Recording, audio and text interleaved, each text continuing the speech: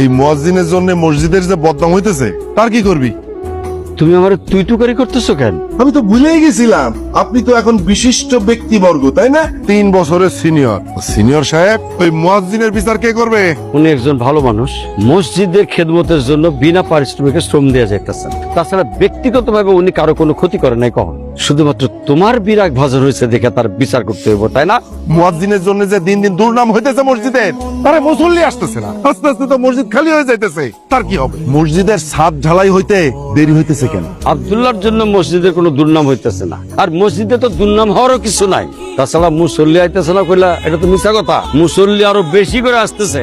মুসল্লি আসা না আসা এটা একান্ত আল্লাহর ইচ্ছায়। মুয়াজ্জিনের তো এখানে কোনো হাত নাই। একজন মুয়াজ্জিন হইয়া যতটুকু ফান্ড কালেকশন করার কথা সে ঠিকই করছে। ওই শালা মোল্লার জন্য আমার বেহাল দশা, নাইলে আমি ছাড়া কেউ সভাপতি হইতে পারে? সব নষ্টের মূল ওই মুয়াজ্জিন, সবাই আমার বিরুদ্ধে ফুসলাইছে। আরে তা না হইলে আলাউদ্দিনের মতো মানুষ কোনদিন সভাপতি হইতে পারে? মোল্লারে মসজিদ ছাড়া করে দেন। এই শালা নিজে ইমাম মুয়াজ্জিন সবার কাজ করে বেড়ায়। ওই শালা কিন্তু টাকা মারে। আমি আপনার এই কথাটার সাথে একমত হতে পারলাম। সৎ আছে, টাকা মারে না। বরঞ্চ ও থাকাতে মসজিদে যে ইমাম নাই, এর জন্য কিন্তু আমরা কোনো অসুবিধা করতেছি।